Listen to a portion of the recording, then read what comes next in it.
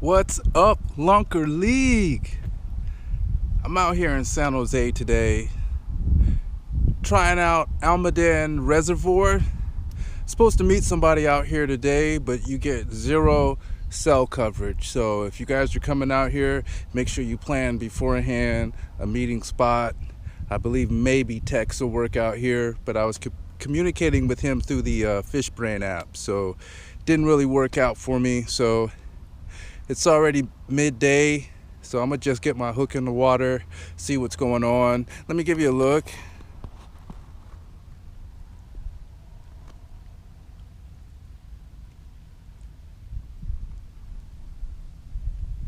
So even though I haven't been here before, I can clearly see when the water's up where the bass would and should be. Right now I got to do some experimenting, so I'm gonna go ahead and start off with my jig. So don't have much tied up because I was just out here yesterday and I didn't get a chance to recoup that. I figured I'd just tie stuff on as I feel the different circumstances out here. So gonna go with a jig, and so let's get started.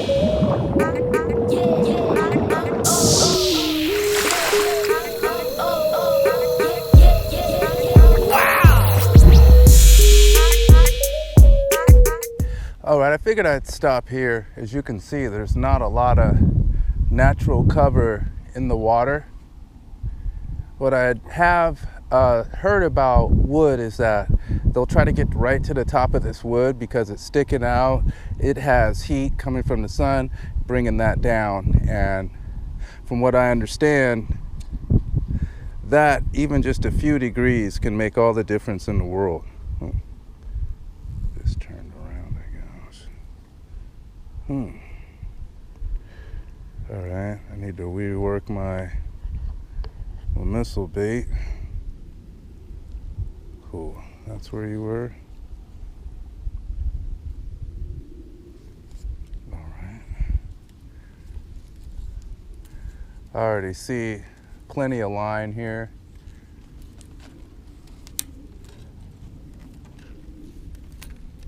So hopefully that means there's been some fish caught here or fish hang out here, or one of the two.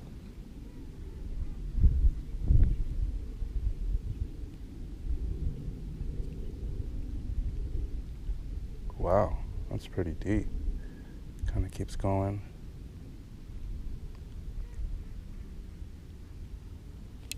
All right.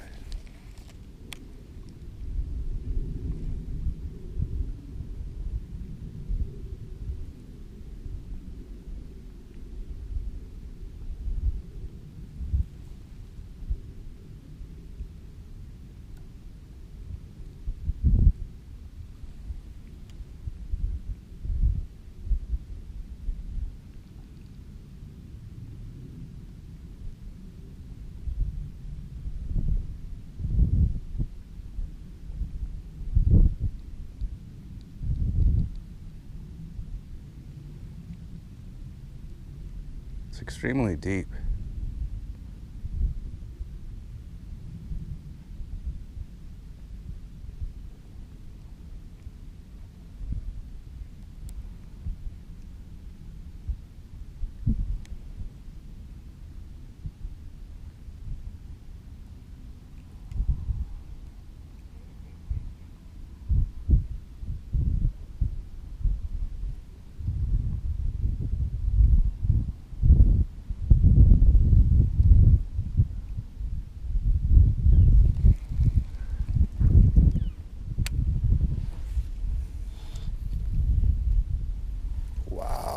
Did I just do that to myself? How?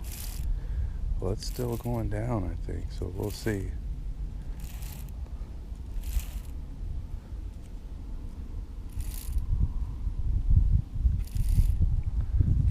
Wow.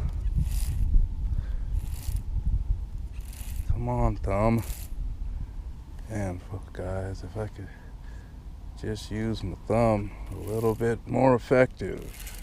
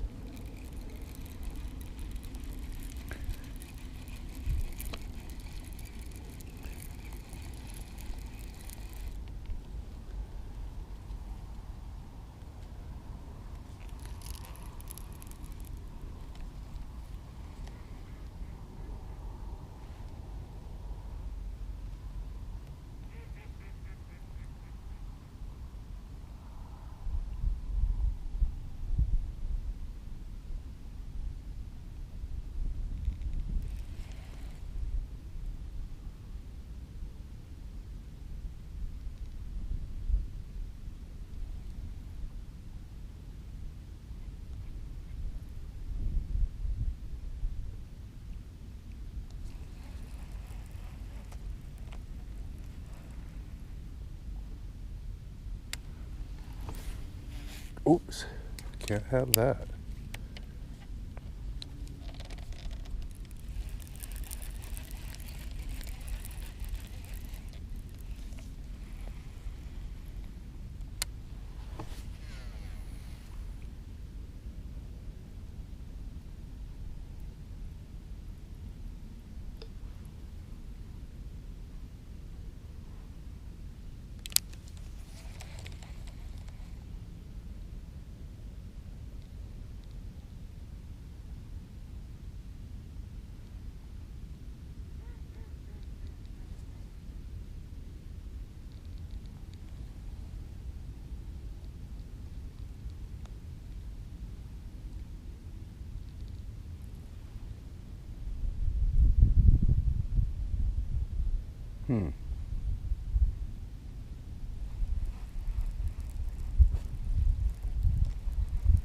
Wondering how deep these holes are.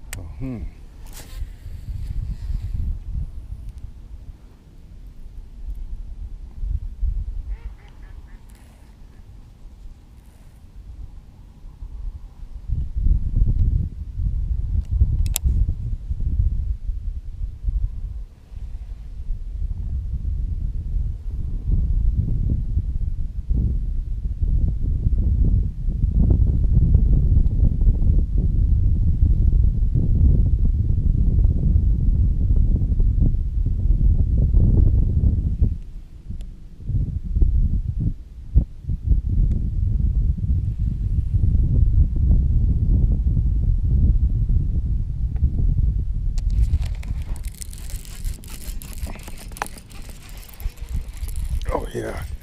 Is this him? Is this the fish? Oh, it is. Oh, it's a big one.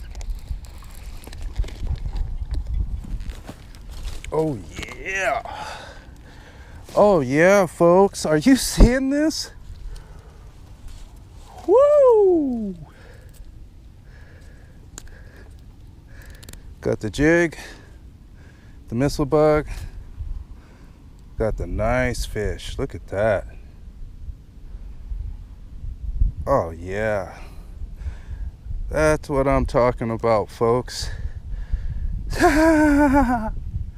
All right, and that was third cast. Let's get you a good look at this again.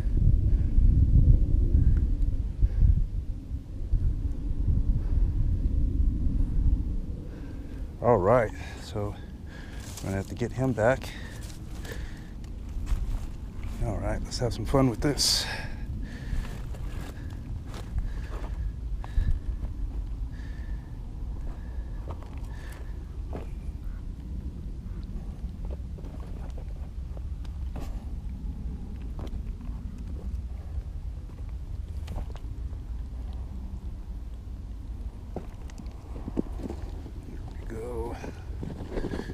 Cool.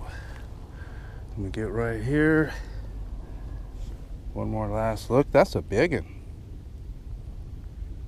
I should get a weight, but I'm just gonna let it go. It's winter time. I've had it out far too long. You see that? Went right down and went back right away. Awesome. All right, let's get back up. What's up, guys? I had a great time over at Almaden Reservoir. There's also an Almaden Lake, but this was the actual reservoir. Very interesting journey. So you have to park probably about a mile or so away. I know it took me about 20 to 25 minutes of straight walking to get just to the dam area, and in my film you'll see that off to the right of where I'm actually fishing. There's a solid area there, concrete. That's the dam area. From there, you have to get out and take a hike, and as I was saying before, the water levels have dropped dramatically. So we're looking at a drop of about 20 to 30 feet. So the shoreline area there, which is very steep, it turns out that that looks like a very steep reservoir. Muddy sides, so walking through there takes some time. And as you can see where I'm at, I walked around that reservoir quite a bit looking for cover, good cover that would actually be in the water that I could fish. One of the things I wanted to do, I thought was very important, is to show you a sequence or a section of me actually fishing uncut. What I saw in this section, for me, to critique myself, it seems like I knew where the bass were. Like I was saying, with wood, the wood gets heat from the sun, and that draws down into the water, and it can be a difference of just a few degrees or just a fraction, and those fish are going to collect there. The other thing that tipped me off is earlier in the day I went to Bass Pro Shops, and normally I don't pay too much attention to their aquarium, but I thought I would look that day just to see, okay, where are these fish positioned? And they have some chunks in those fish tanks, some huge fish. So one, that's just great to see, but two, I noticed something. So as you look in most of the fish tanks, just by design, because it's a large rectangle or however they have it set up, but the back is flat, so that becomes a bluff wall. In addition to that, in the one in San Jose, they have a big tree hanging in on the right side, and then they have a smaller tree hanging in on the left side. When you looked at the larger tree on the right, they had about 10 bass just stacked under there, one under the other, their little positions. But I noticed that. So when you look at what I'm doing now, you see me on a bluff wall, you see the tree out to the right, and surprisingly enough, there's a little smaller tree off to my left, and I make one cast during this footage over there. What I was trying to do is just get a good overall depth and see if there was a fish there, but a good overall depth of how deep it was. My few casts, my first two casts, I cast it up around the tree. Third cast I think was a little bit deeper. I threw over to the left just to get it out there, just to see how far it would go down and what to expect. So if I did get one on the way down, if my line just stopped, I knew it would be a fish. So on the fourth cast and successful cast, I threw out in front of that cover and I let it drop all the way down. Now if you watch my retrieve sequences on the first three, I felt that they were a lot faster than on the retrieve where I actually caught the fish. I threw it out there, I let it get to the bottom, I reeled up that slack, and the first thing I did was hold it, which I noticed different. On my other retrieves, I pulled up that slack and I popped it a little bit, and I was moving it, and I was moving it. It is winter time, and in most cases, the slow retrieve is king. And that actually got proven today in this footage. So nice slow retrieve. I'm just dragging it along, working my best, concentrating on feeling the bottom, trying to feel what's down there. And then I felt a slight tick. And that's when you see me reel down, set that hook. even then, it was such a light tick. I was pulling. I had to make sure it was a fish, make sure I didn't really snag anything else, because I really wasn't able to feel any head shakes, especially now in this winter time. Fish don't fight as aggressively, at least largemouth bass. So it took a while. Then I actually saw that fish and got it up.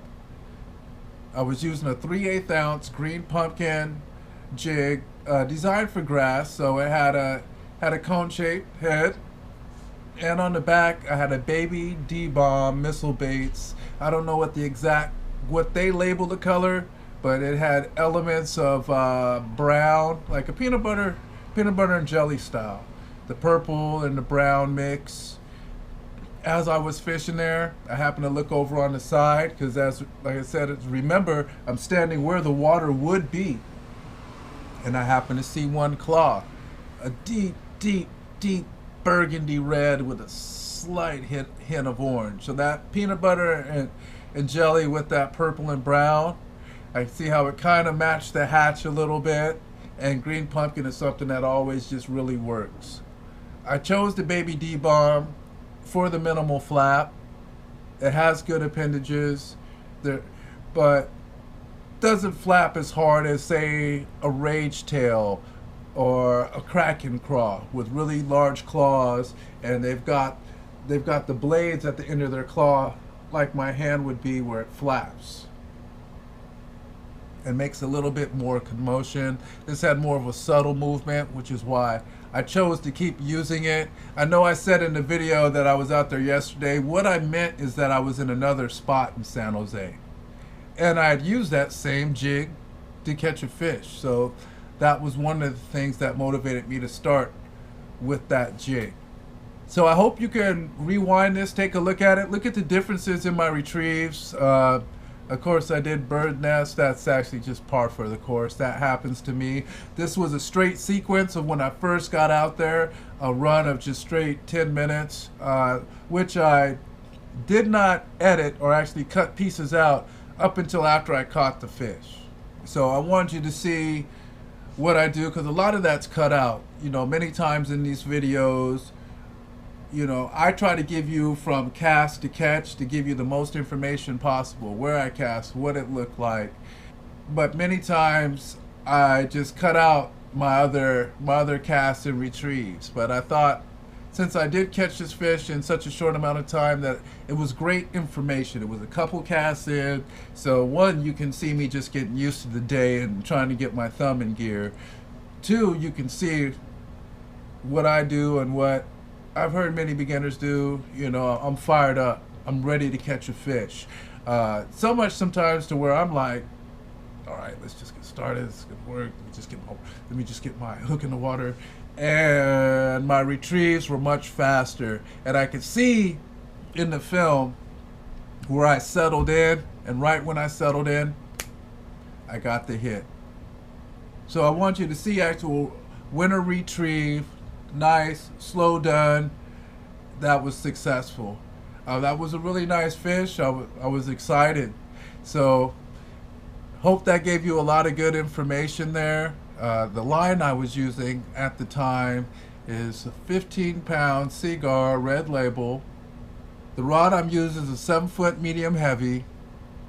The reel I'm using is an 8-1-to-1, which I found super important in this case, because after I set that hook and started reeling, it was really hard to feel that fish. It took a while for it to dig in and want to fight back. And so, you know, that could give you a tendency, if you don't have that pressure, if you're moving with the slower reel, that you might let off and unpin that fish.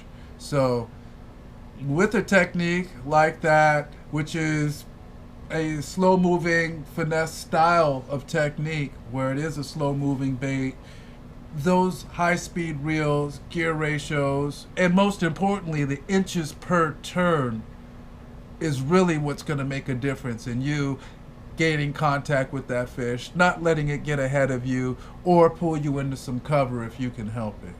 So if you've been here this long, I definitely appreciate you. Happy New Year to everyone out there. Let's make this new year 2020 something memorable. I'm going to get out to many different waters, catch a lot of bass. I want you right here with me, so stay tuned for the next one.